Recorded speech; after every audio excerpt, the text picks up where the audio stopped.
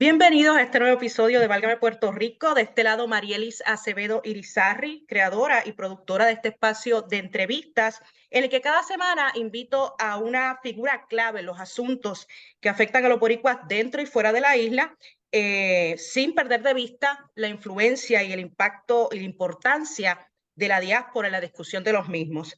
Y los que están escuchando y aún no han dado like o no han seguido las páginas de Válgame PR en Spotify, Google Podcast, YouTube y Facebook.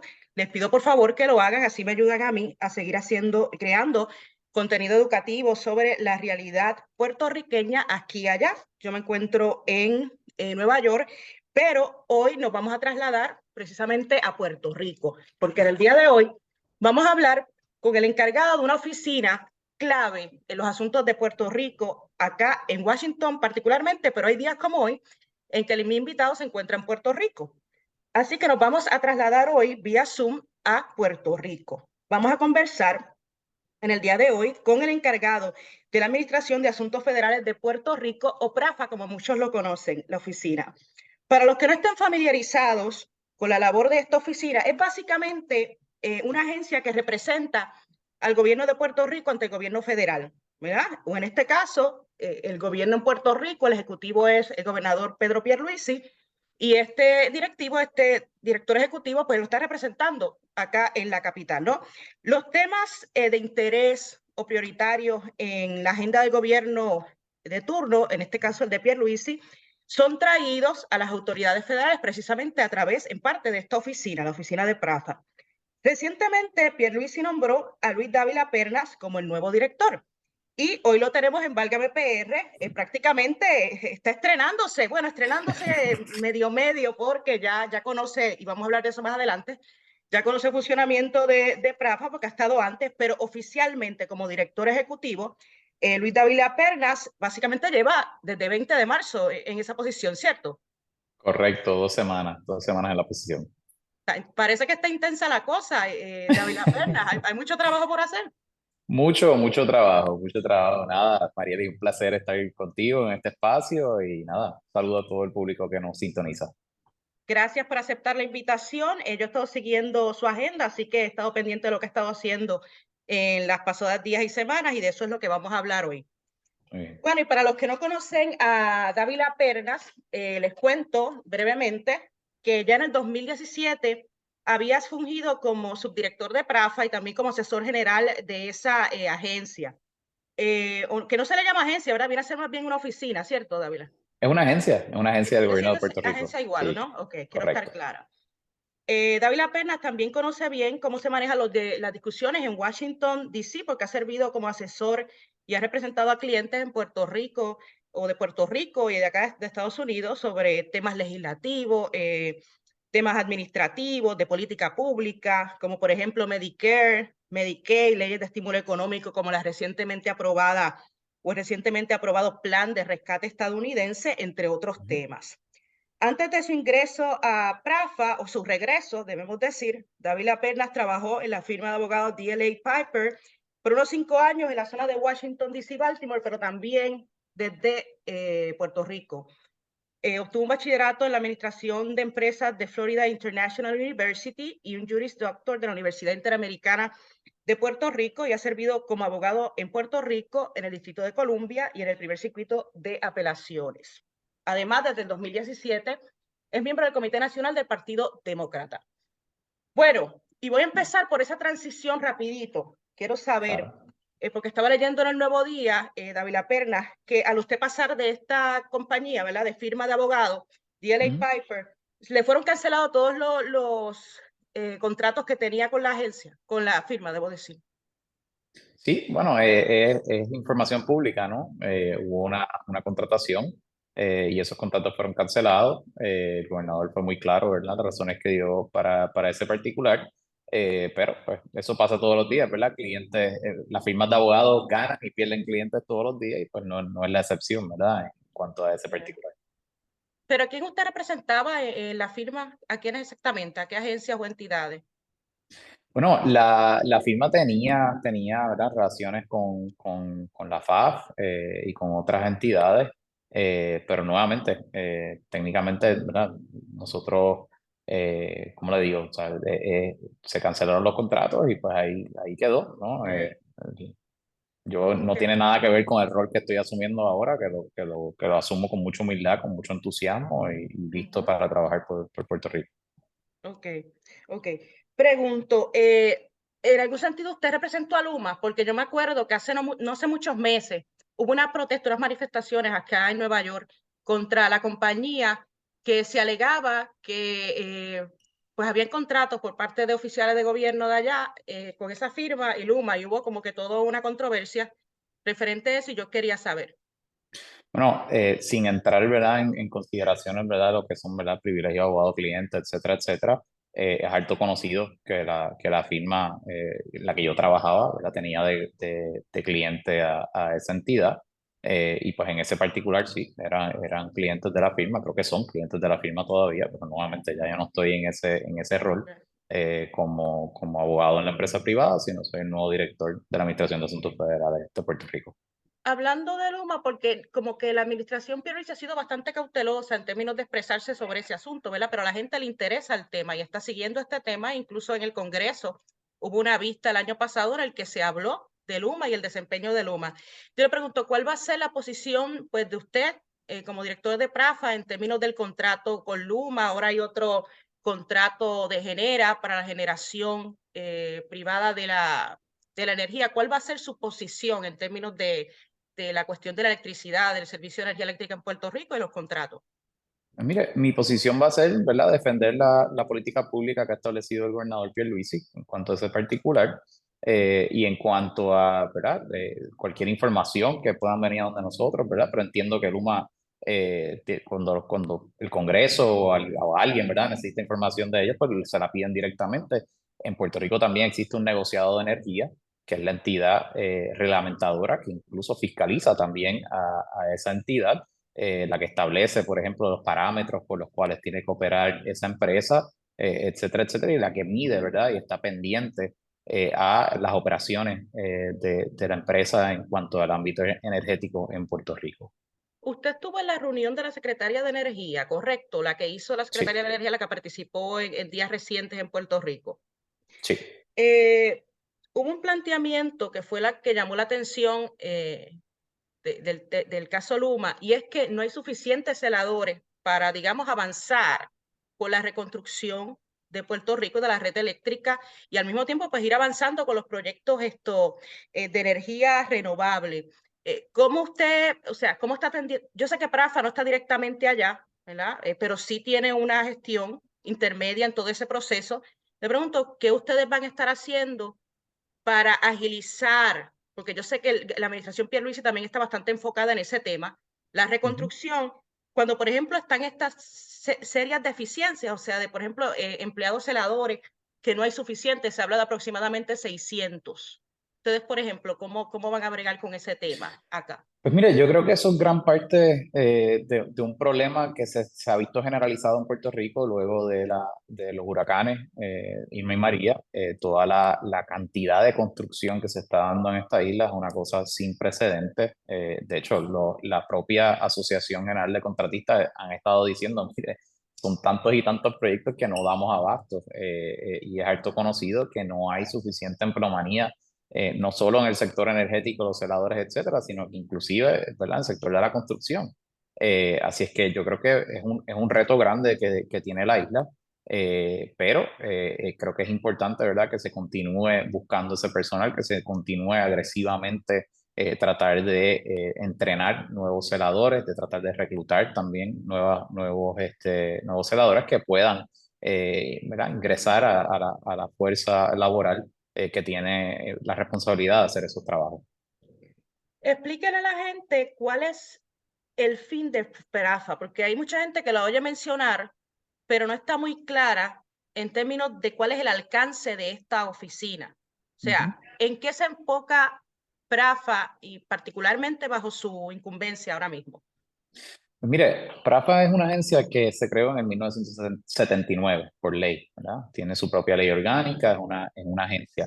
Pero previo a eso ya existía una oficina del gobierno de Puerto Rico desde 1950, de la época de Luis Muñoz Marín y el comisionado residente Fernando Isern. Hay quien dice que existía también una oficina de Puerto Rico y del gobierno de Puerto Rico en Nueva York, particularmente en la década de los 30 y de los 40.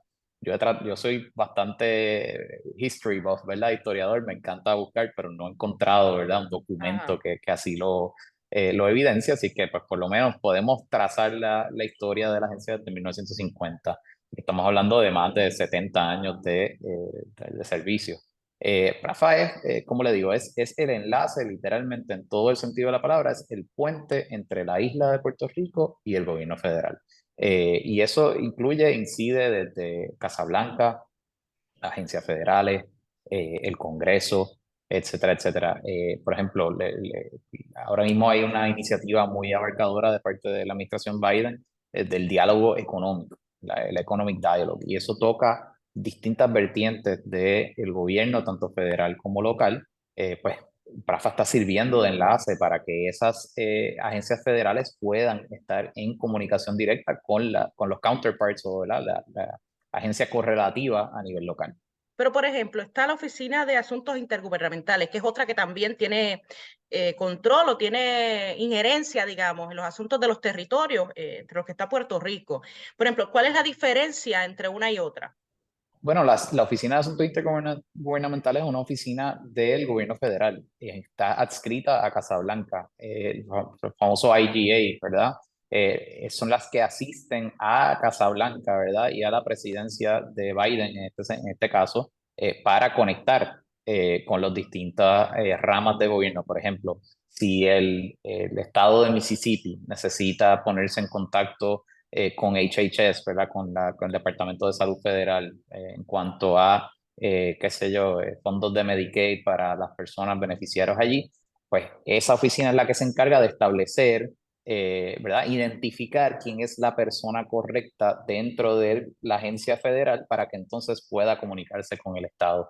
En el caso nuestro, pues nosotros nos comunicamos directamente con esa oficina de IGA y coordinamos esa relación y esas reuniones con la agencia federal. O sea, son dos entes distintos. Una es un componente del gobierno federal, nosotros representamos al Estado, ¿verdad? El territorio de Puerto Rico.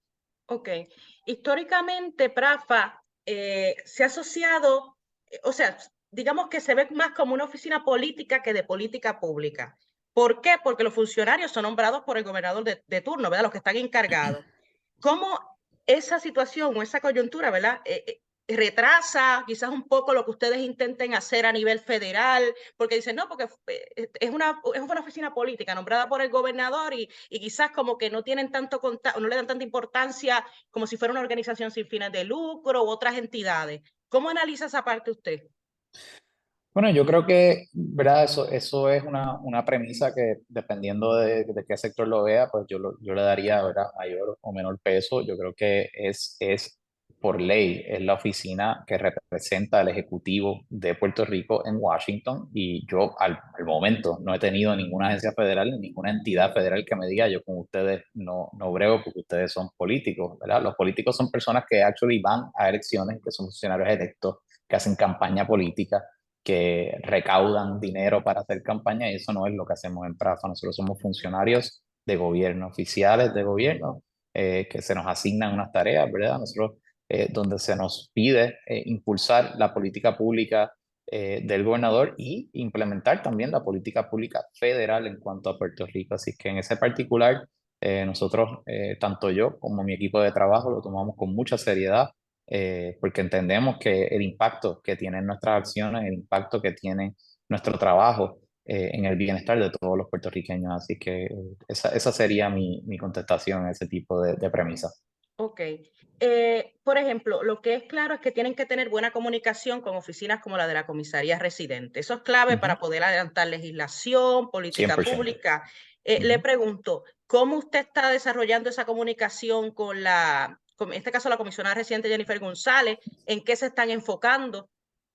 Pues mire, yo tengo una excelente relación con la comisionada residente.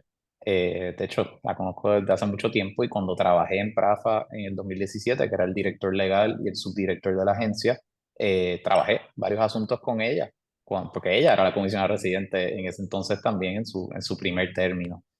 Así es que ella, pues como le digo, nosotros tenemos que trabajar mano a mano con la comisionada. Ella es la única representación que tiene Puerto Rico en el Congreso. Lamentablemente no tiene voto, no tiene el poder del voto y el poder ¿verdad? De poder negociar más allá de de lo que pueda hacer en comité, etcétera. Pero aún así, como menciona la ley orgánica de nuestra agencia, y esto yo lo he mencionado en varias intervenciones que he tenido en el pasado, en pasadas semanas, la ley orgánica de nuestra agencia en el artículo 4 establece que es una oficina que le brinda apoyo no solamente al gobernador, sino también a la oficina del comisionado residente. Así que en ese particular, ¿verdad? Estamos a su disposición, a su servicio y colaboramos mucho, particularmente en cuanto a ¿verdad? Acciones que vengan del Congreso, monitoreamos legislación juntos, ¿Ok? colaboramos en ese espacio muchísimo.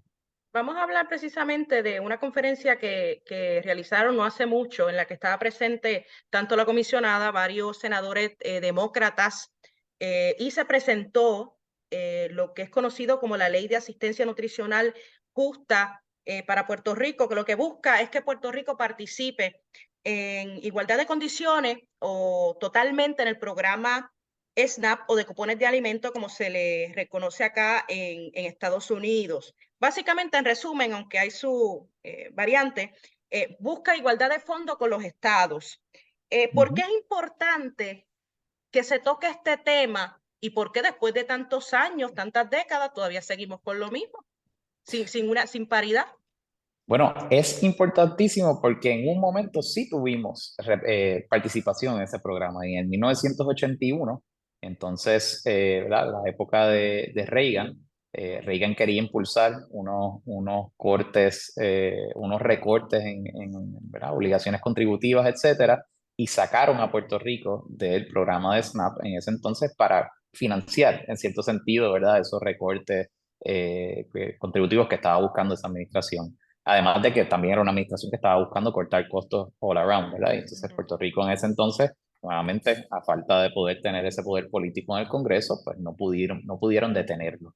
De entonces para acá, de 1981 para acá, estamos hablando más de 40 años, hemos estado bregando con lo que se le llama una asignación en bloque o un block grant en inglés. Esa asignación en bloque jamás se equivale a lo que recibe un estado. Para que Ujú. usted tenga idea, si Puerto Rico fuera transicionado del NAP al SNAP, Puerto Rico recibiría entre 1.500 millones a 2.000 millones de dólares adicionales al año en fondos de asistencia nutricional. Y eso, ¿verdad? Mucha gente dirá contra, pero Dávila, eso no es más dependencia, eso no es más mantengo, ¿no? No es más mantengo, es poder darnos la oportunidad de participar en igualdad de condiciones. Y no solo eso, podríamos incrementar las tablas de cualificación de ingreso. Por ejemplo, ahora mismo, una persona que gana salario mínimo y que trabaja full time bajo salario mínimo podría ser excluida de tener el beneficio de los famosos food stamps, de los cupones, ¿verdad? Bajo esta transición, si se diera la transición con esos fondos adicionales, yo no, ¿verdad? El número no está escrito en piedra, pero he escuchado que inclusive podría subir, hasta una persona podría ganar hasta 2.500 dólares mensuales, un salario de 2.500 dólares mensuales y no perder ese beneficio. Usted no sabe el impacto que eso tendría para nosotros. Pero Nosotros si tenemos... hay otros, por ejemplo, territorios que sí tienen, ¿verdad? Ujú, La paridad. ¿Por ujú. qué es que Puerto Rico no se le da? O sea, ¿por qué esta exclusión a Puerto Rico si puede Bueno, hacerse este proceso ahora, o sea, mediante legislación? bueno, bien sencillo, Marieli, porque esos otros territorios tienen una población ínfima comparado a los 3.1 millones de personas que tenemos nosotros. Esa es la bottom line, ¿verdad? Es el dinero, es lo que cuesta poder ingresar a Puerto Rico de vuelta a este programa. Ahora bien, ingresar a Puerto Rico ¿verdad? O transicionar al NAP to SNAP también tiene un impacto económico positivísimo en la economía estadounidense. Me refiero a lo siguiente. Puerto Rico importa 6.5 billones de dólares al año en productos agrícolas, en pollo, carne, materiales, ingredientes para hacer levadura. Por ejemplo, todo el pan que se hace en Puerto Rico no se podría hacer si no tuviésemos esa materia prima que se importa de los Estados Unidos. Entonces, si se aumenta en 1.500 millones o 2.000 millones la cantidad de fondos de asistencia nutricional, eso inmediatamente va a tener un impacto en esas importaciones que van a subir, solamente pueden incrementar, que a su vez tiene un impacto en los sectores agrícolas, los sectores rurales, ¿verdad? La industria aviaria, la industria de carnes, la industria de todos estos materiales de materia prima que se utiliza para poder hacer la comida, ¿no? Eh, esto no son fondos para construir puentes, ni son fondos para comprar televisores o incentivar la compra de vehículos eléctricos. Estos son fondos para comprar comida, comida para la gente pobre, para las familias que más lo necesitan. Así es que Pero yo creo que lo veo con qué buenos futuro ojos. usted le ve a esta legislación? Porque, por ejemplo, Gillibrand dijo que quería incluirle a la ley agrícola, todavía están negociando, ¿no? O sea, Ujú, vamos a ver, quizás cuando salga este episodio ya sabremos finalmente qué fue lo que pasó con esa ley agrícola. Pero en general, los republicanos que controlan la Cámara de Representantes lo que están es ujú, proponiendo más requisitos para ujú. obtener fondos SNAP y recortes prácticamente. O sea, realmente se puede hablar de que esto pueda avanzar con ese Claro que panorama que sí. estamos viendo. Claro que sí, claro que sí, y más con una mente positiva ¿verdad? No, pero Que en tenemos. acción, David la pena. O sea, ¿qué se ha Bueno, hecho? Buena pregunta.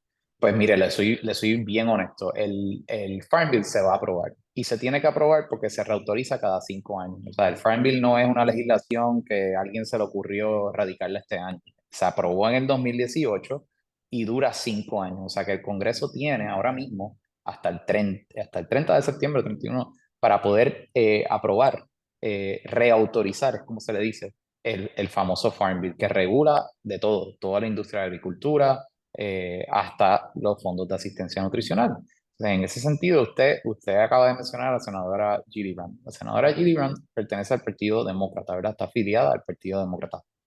Los demócratas apoyan esta iniciativa porque es una iniciativa de justicia social, es una iniciativa que ayuda a los pobres, que ayuda a conseguir, ¿verdad? Mejores accesos a mejores productos alimentarios para la gente. Y en ese sentido, ese es el norte, ¿verdad? Que tiene esa delegación en cuanto a este particular. También está el lado republicano que tiene que venir a la mesa en esta negociación. Usted recordará, la Cámara actualmente está controlada por los republicanos, el Senado es demócrata y el presidente Biden es demócrata. O sea que tienen que ir a la mesa y negociar y llegar a un acuerdo. En el lado republicano, como le acabo de mencionar, todos esos sectores rurales, ¿verdad? Agrícolas, etcétera, en su gran mayoría son representados por senadores y congresistas republicanos que Ujú. se verían, ¿verdad? Sus constituyentes, sus empresas, la gente donde están localizadas, ¿verdad?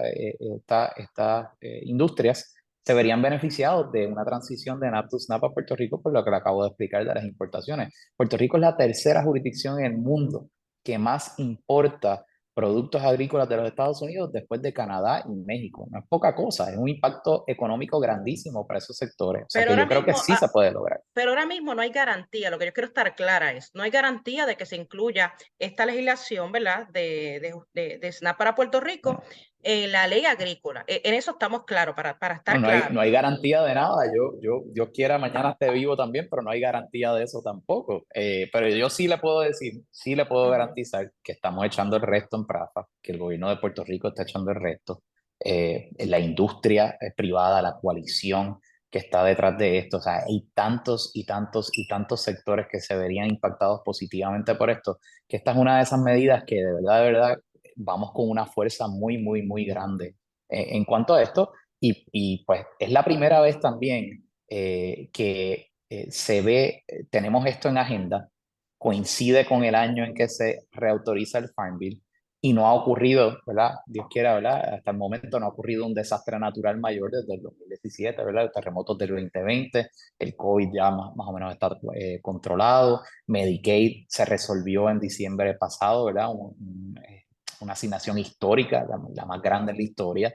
Se resolvió también el issue contributivo con la manufactura en Puerto Rico. O sea que se han alineado los planetas en cierto sentido, en donde este es verdaderamente la prioridad número uno, ¿verdad? La necesidad más grande, el proyecto más grande que tiene Puerto Rico en agenda para este año. O sea que yo le veo Eso es muchísima prioridad para la posibilidad que se oficina apruebe. en términos de la agenda de la administración Pierluisi y ustedes. Es clave la cuestión de los fondos federales. La cuestión de los fondos de asistencia nutricional. O sea, Ajá. si nosotros logramos esto, esto marcaría un antes y un después en la historia de Puerto Rico. O sea, estamos hablando, cuando yo le hablo ahorita de las tablas de income, aquí hay en Puerto Rico hay una economía subterránea grandísima. Mucha gente dice, mire, yo no quiero trabajar o no quiero, mire, jefe, no me sube el salario a tal y tal cantidad porque si me lo sube pierdo los beneficios. Esto lograría que la gente pueda insertarse al mercado laboral y los que están en el mercado laboral ya podrían ingresar más ingresos y no perder los beneficios, lo que a su vez tendría un impacto en los recaudos de contribución sobre ingresos de todo el mundo, Ahora, David La claro, Pena, todos por aquí, buscan. ahora le tengo que plantear esto. Los que son opositores de ustedes podrían decirle, pues entonces no necesitamos la estadidad para la paridad de fondos. ¿Qué usted le contestaría? Yo le contestaría que así como el Congreso te puede dar algo, te lo quita mañana, porque lo teníamos antes del 1981 y no los quitaron, por no ser Estado, por no tener representación, por no tener, ¿verdad?, ese poder político de poder detenerlo. De hecho, si fuésemos Estado, no podrían hacerlo, porque por ley, ¿verdad?, el Estado participa de SNAP. El Congreso ahora mismo no puede decir, California, ustedes son muy liberales, nosotros no queremos darle más asistencia nutricional, te vamos a quitar el SNAP. No pueden hacerlo porque son estados. Así es que cualquier beneficio que uno logre bajo el estatus territorial actual puede ser quitado en un segundo, de un plumazo, por Okay. el Congreso. Así es que esa sería mi contestación a los opositores que me vengan con esa guasa. Entonces, pregunto, hablando del estatus, usted se reunió no hace mucho con asesores o activistas en el Congreso, acláreme, para hablar sobre la descolonización de Puerto Rico, pero hablar Ujú. de qué, de un proyecto específico, de qué exactamente estaba usted discutiendo en términos de la descolonización de Puerto Rico.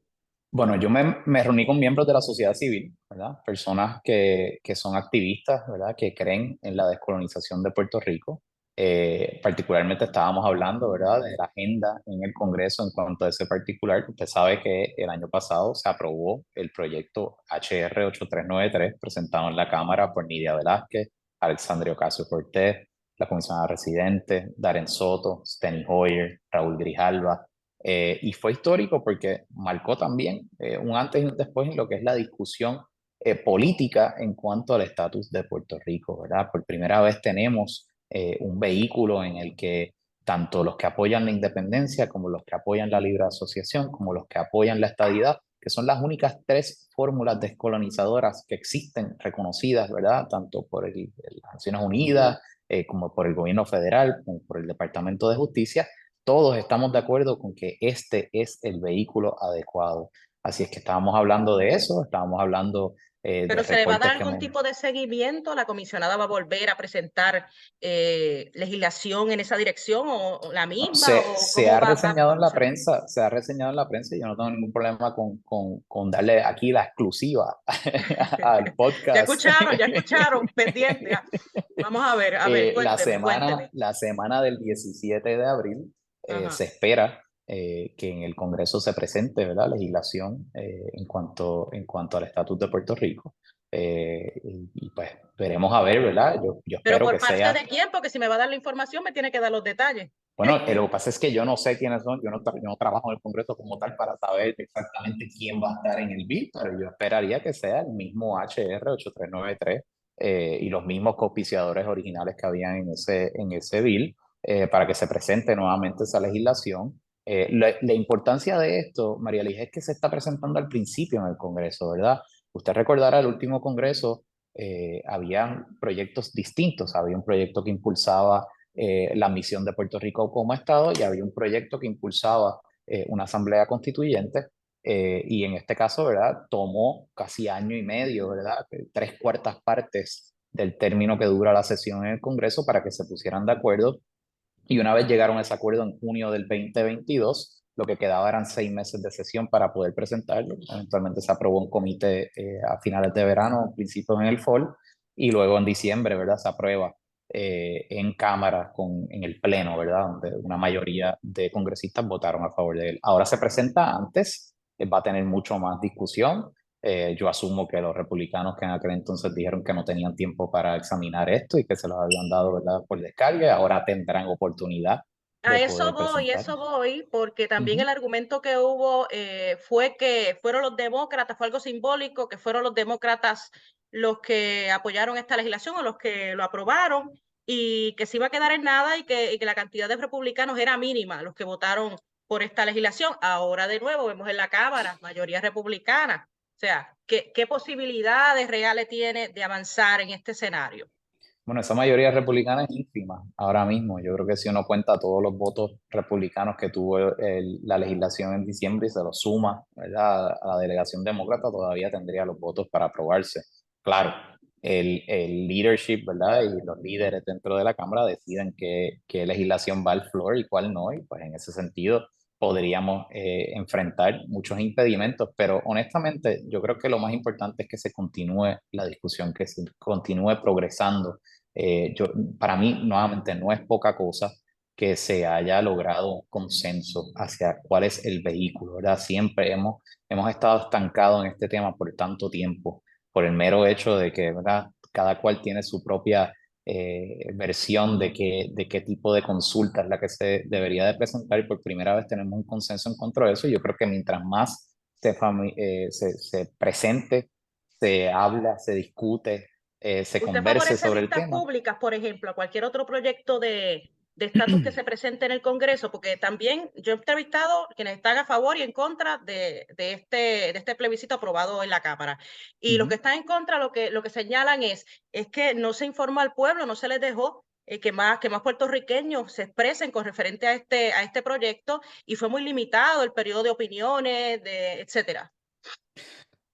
Pues yo no pienso que sea así, la verdad, con mucho respeto a las personas que piensan eso, no creo que sea cierto. O sea, aquí hubo múltiples vistas sobre el particular, desde el punto de vista, recuerdo hasta una vista que se discutió el 1522 y el proyecto de la congresista Velázquez, y luego hubo una vista donde se discutió el proyecto de consenso, hubo una vista en Puerto Rico que duró todo un día completo y hubo como 50 y pico panelistas. Cualquiera que entrara por esa puerta podía hablar, podía expresarse.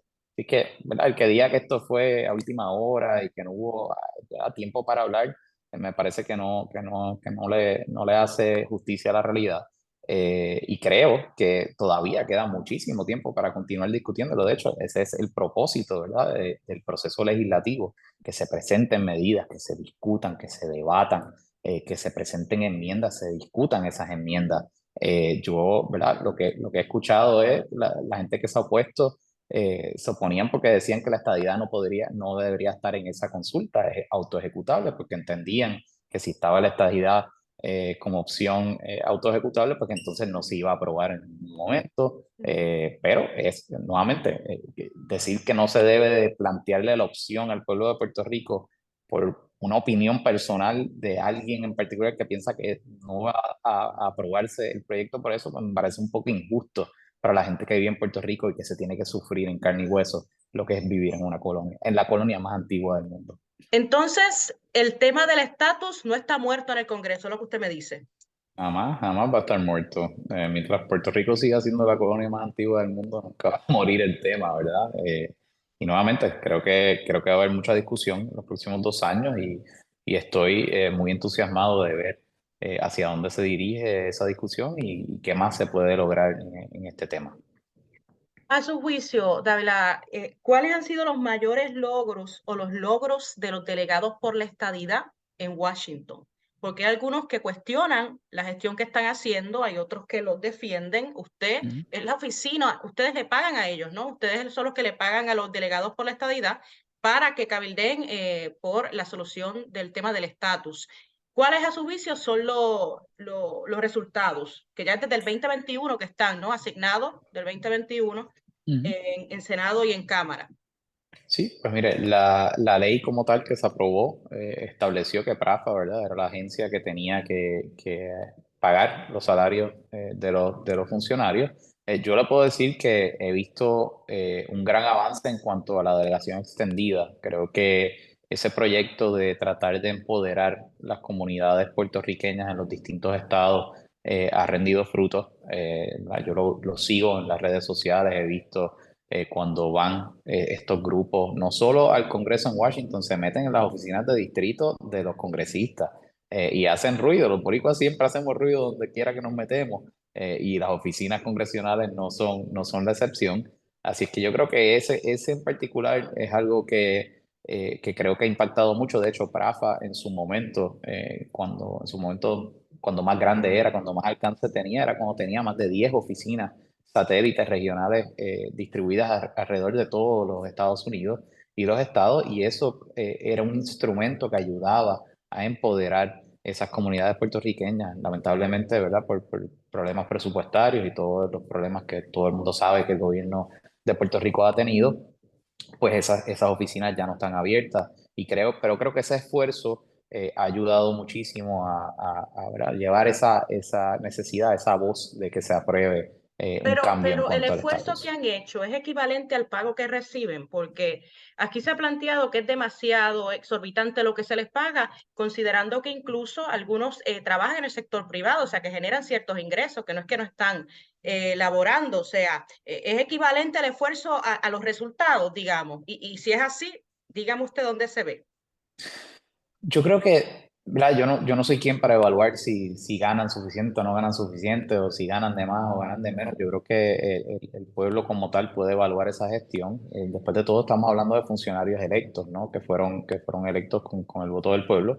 Y creo que se deben a esas personas que votaron por ellos y por los que no votaron por ellos también, ¿verdad? Porque ellos les sirven y representan a todos los puertorriqueños, independientemente de si la gente votó por ellos o no. Así que en ese particular yo creo que esa sería mi contestación en cuanto a eso.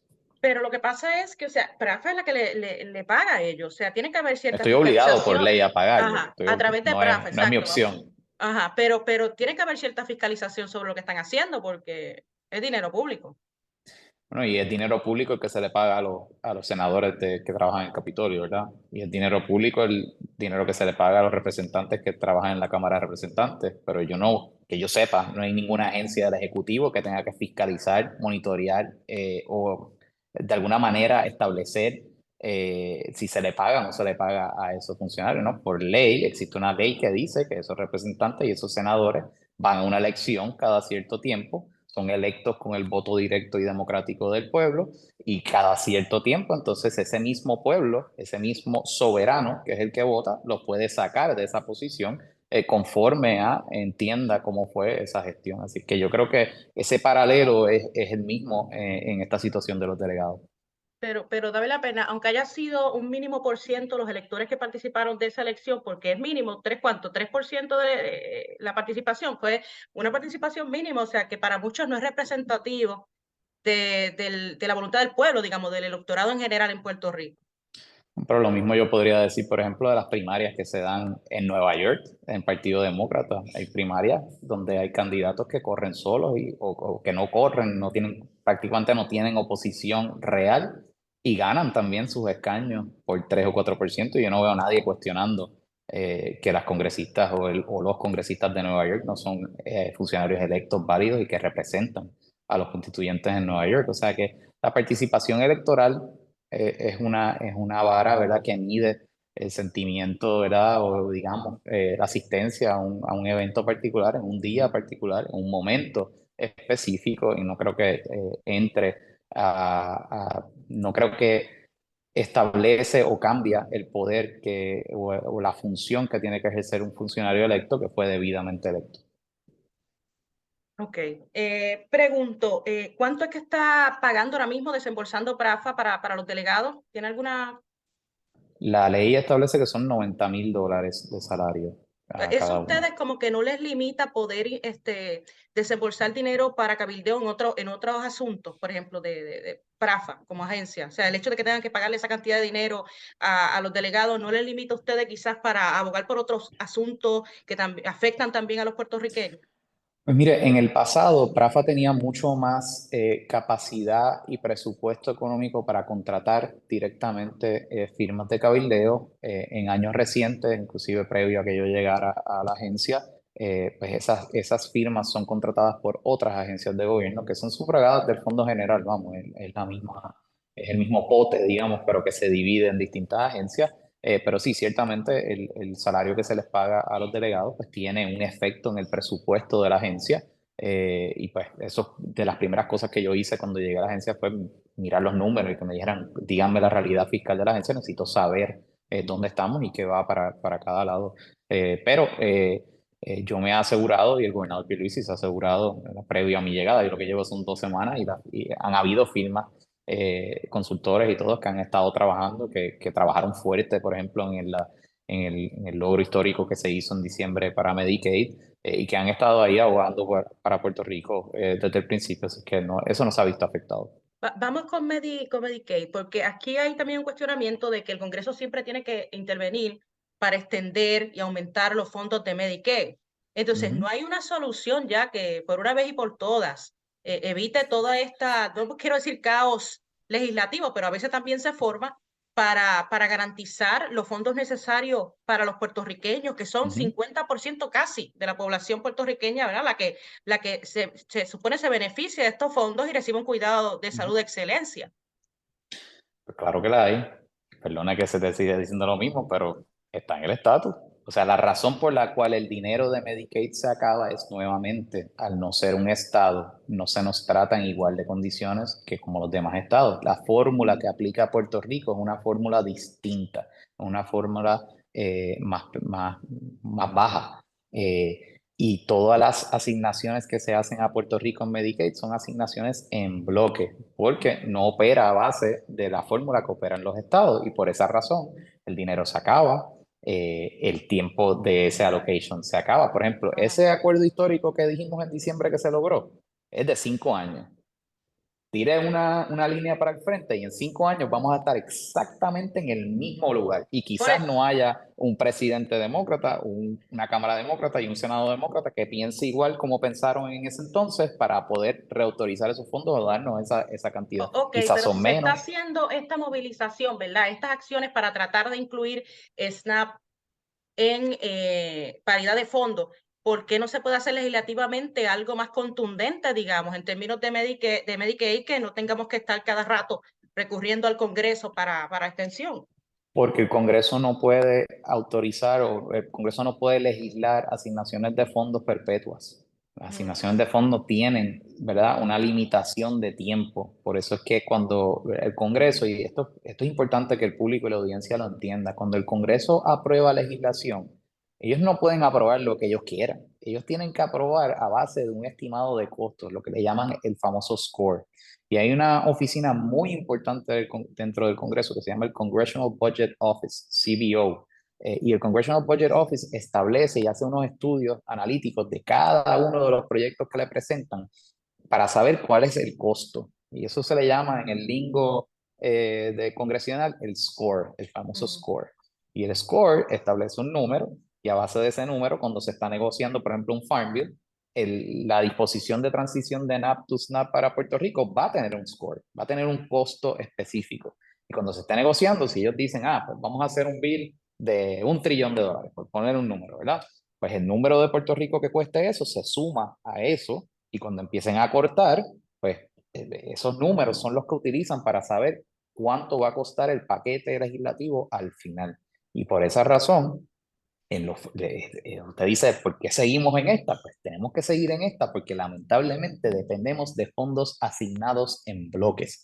No existe tal cosa como una legislación que puedes cambiar la fórmula un poquito aquí y allá, pero cuando eres un territorio de los Estados Unidos y no eres un estado, el Congreso tiene que legislar. Estás a la merced del Congreso, de unos congresistas, de unos funcionarios electos por los cuales nosotros no podemos votar y no tenemos ningún tipo de poder de quitarlos o dejarlos allí. Hay un planteamiento más allá de lo que es la asignación de fondos federales y es los procesos locales. Por ejemplo, hay un sinnúmero de críticas a CES, ¿verdad? En términos de cómo distribuye esos fondos, que, por ejemplo, se usan para otras cosas que no son meramente el cuidado de salud del paciente o que no van directamente al cuidado de salud del paciente. ¿No debería haber una reestructuración de ACES o a nivel local para que fluya mejor, digamos, las asignaciones a los pacientes en Puerto Rico? Mira, yo creo que todo está sobre la mesa, ¿verdad? Siempre los procesos gubernamentales se pueden afinar, se pueden corregir, pero vamos, también están las compañías aseguradoras. ACES es el mecanismo gubernamental por el cual fluyen los fondos, pero la realidad es que el que controla ¿verdad? Cómo se le paga a los proveedores, qué es lo que tiene la cubierta de los planes, etcétera, etcétera, son las propias compañías aseguradoras. Así que en cuanto a eso, creo que la industria es complicada, es compleja, mejor dicho, una industria muy compleja y que no es algo ajeno solamente de Puerto Rico, ¿verdad? Es un problema que lo vemos en las noticias a nivel nacional, en todos los periódicos, New York Times, New York Post, siempre está hablando ¿verdad? De cómo operan las aseguradoras en los Estados Unidos y los altos costos médicos que existen a través de todos los Estados Unidos y Puerto Rico no es la excepción. Y en términos de Medicare Advantage, o sea, realmente se llegó a un acuerdo acá en Estados Unidos para evitar una reducción en los fondos de las aseguradoras y por ende también a los beneficiarios, porque eso se está diciendo que el 70% de los beneficiarios de Medicare se benefician de Advantage y que estarían en riesgo lo que reciben para tratamiento. Ujú. Mira, qué bueno que me traes ese tema, porque el día que a mí se anunció mi nombramiento público, que fue creo que un 7 de marzo, ya, ya el 9 yo estaba metido en llamadas con Casablanca, con HHS, junto al secretario Sí. de Salud, junto a los funcionarios de Casablanca. Yo no entré en funciones hasta el 20. Y precisamente esto era algo que nosotros teníamos mucha preocupación. Todavía la tengo, para serle completamente honesto. Pero el pasado viernes, CMS publicó la versión de su reglamentación final y fue distinta a lo que habían propuesto hace un mes y medio cuando salió el Proposed Rule. Anteriormente, ellos estaban buscando eliminar unos códigos médicos, digamos. No me quiero poner muy técnico Ujú. para no Que la gente lo confundir a entienda la lo más audiencia. sencillo posible. Pero básicamente la forma en que CMS lo había propuesto anteriormente eliminaba de golpe y porrazo un montón de códigos médicos que iban a su vez tener el efecto de una pérdida de 800 millones de dólares de fondos de salud para Puerto Rico. Lo que hace esta nueva reglamentación es que pospone esos cambios, o más bien hace como un phase-in, ¿verdad? Segmentado en varios años, donde ellos van a ir poco a poco, ir haciendo los ajustes. ¿Ok? La última información que yo tengo es que hay actuariales que están trabajando en estudios analíticos, etcétera, para entender mejor cuál es el impacto.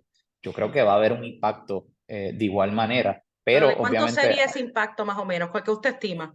esa misma pregunta que yo la tenía, y honestamente no puedo contestar. No son los 800 millones que habían dicho originalmente, ¿verdad? Puede que sea menos, pero todo va a depender, ¿verdad? De esos estudios actuariales donde ya los expertos estadísticos y eso son los que entran en ese análisis. En ese sentido, también hay un cuestionamiento de que no se ha hecho como un estudio específico referente a Puerto Rico, que la situación de Puerto Rico es diferente y que se tiene que evaluar de forma diferente para ver cuál sería el impacto, que hasta qué punto debe haber una reducción o no. Bueno, se han hecho estudios y eso es importante aclararlo.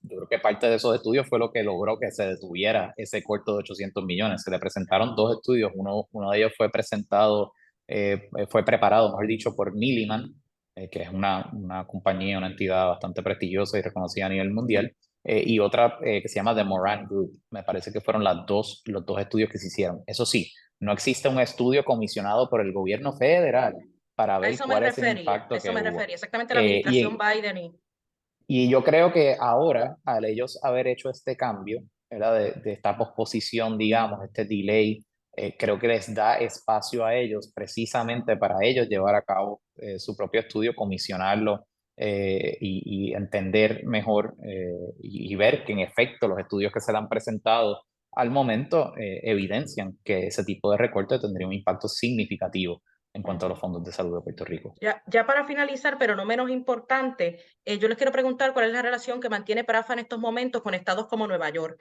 porque recientemente yo entrevisté al secretario de Estado del Estado de Nueva York, que él me habló de la Oficina de Asuntos para los puertorriqueños acá en el Bronx, que se mudó del Bronx, de Manhattan al Bronx, y que básicamente le facilita la obtención de documentos oficiales a los residentes boricuas, los ciudadanos puertorriqueños acá en Nueva York. Yo le pregunto cuál es la gestión que está haciendo su oficina en ese sentido y qué otras iniciativas están llevando a cabo en coordinación con esa y otros estados.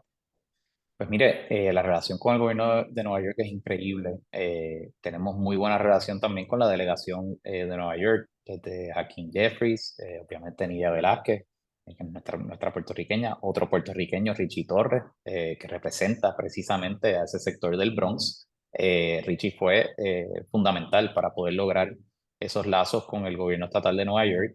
Al día de hoy se estableció un acuerdo en común con el gobierno estatal de Nueva York y tenemos espacio en las oficinas del Departamento del Trabajo Estatal para que precisamente lo que usted dijo, que se puedan emitir certificados de nacimiento, de función, etcétera, que son a veces tan y tan importantes para gente que vive en los estados y que a cada rato necesitan esos documentos para conseguir un trabajo o para pues, entrar en contrataciones, qué sé yo, comprar una casa, entrar en una hipoteca, ese tipo de cosas, pues ahora tenemos esa facilidad. A mí me encantaría poder expandir eso, ¿verdad? Ese es el compromiso que tiene el gobernador y el gobierno de Puerto Rico con el estado de Nueva York, de poder aumentar la cantidad de recursos que podemos poner disponibles para la comunidad puertorriqueña en Nueva York.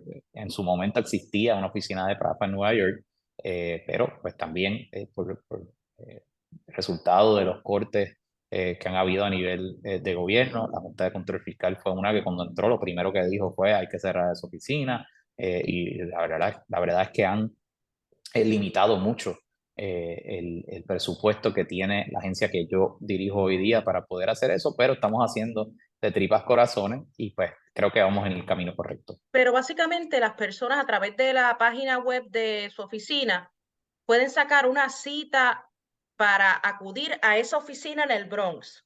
Ujú.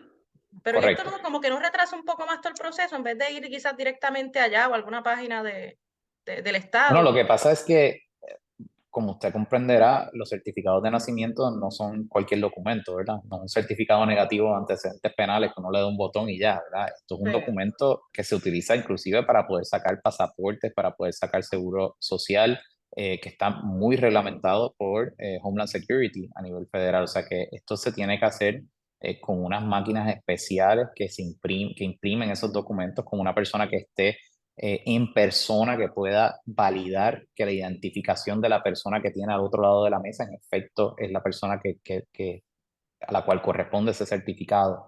Así que por esa razón hay que hacerlo por cita. Y pues nosotros hemos puesto todos nuestros recursos para poder hacerlo y ha sido un éxito. De hecho, la acogida ha sido tremenda y han habido muy buenos comentarios y muy buenas reacciones de parte de la comunidad que está recibiendo estos beneficios ahora en Nueva York. Bueno, yo creo que hemos hablado largo y tendido sobre los asuntos importantes. Yo seguiría, Dávila Partners, pero sé que usted tiene cosas que hacer y yo también. Ahora, pregunto algo importante antes de Sí. irme. ¿Hacia dónde va la reconstrucción? ¿Hacia dónde va la reconstrucción? ¿Cómo se está trabajando con las autoridades acá? Porque recientemente se informó de unos fondos para microredes que impactarán ciertos municipios, pero realmente se puede hablar de un avance ya finalmente en la liberación de esos fondos Ujú. federales para Puerto Rico y cómo ustedes van a estar trabajando en eso. Mire, yo pienso que la reconstrucción va muy encaminada. De hecho, el que esté en Puerto Rico, tú transitas cualquier calle, en cualquier pueblo, en cualquier lugar y vas a ver un letrero de una obra que comenzó y ves que hay constructoras, hay empleados, hay todas las carreteras las están embreando. O sea, hay mucho trabajo que se está haciendo de infraestructura. Lo otro que hay que considerar es que hay distintos tipos de fondos. Están los fondos FEMA, están los fondos CDBGDR, están los fondos de infraestructura bajo el Infrastructure Law que se aprobó el año pasado. Hay de todo y obviamente cada tipo de fondo tiene una particularidad de cómo se desembolsa, cómo se opera. Pero sí, yo pienso que va muy encaminada. Yo creo que las complicaciones y los estragos que tuvo el gobierno, particularmente durante la época de la presidencia de Donald Trump, ya fueron superados.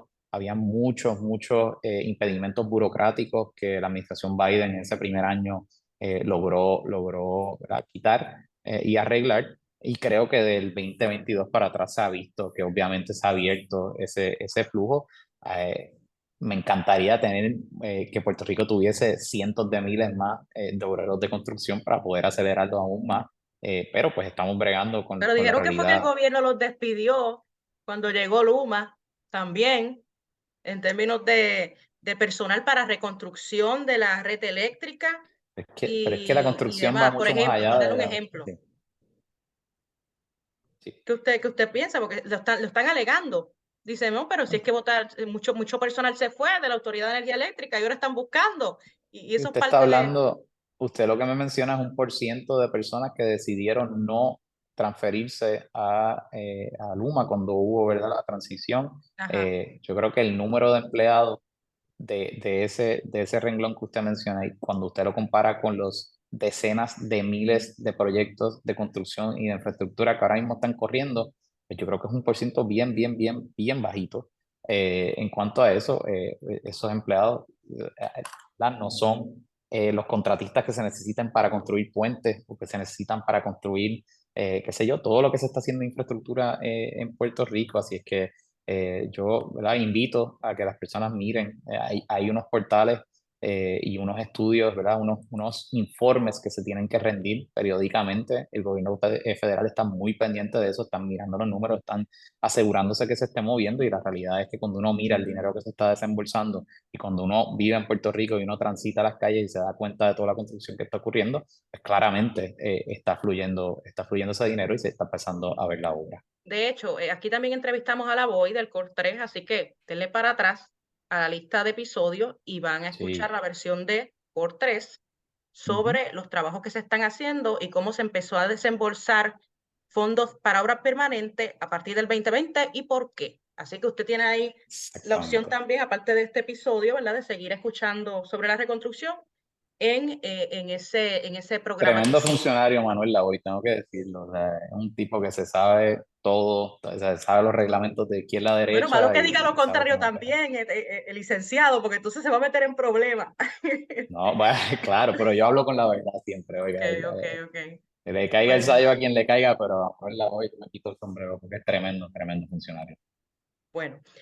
Pues, director ejecutivo recién nombrado de PRAFA, Luis Dávila Parnes, muchas gracias por aceptar la Pernas, invitación de Válgame. pernas. Ay, Pernas, Tengo que perdóneme, decirlo porque Pernas, mi mamá me perdóneme. mata si no le corrijo, Marieli.